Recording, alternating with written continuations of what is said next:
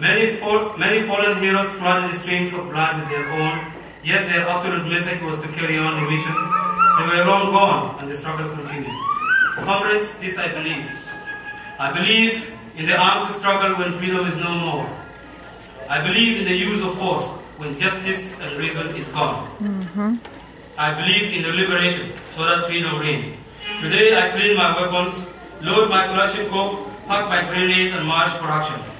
I will battle the enemy with renewed resolve and tact. I may never come back, but I know I yearn for freedom. I may never come back, but I will remember I yearn for freedom.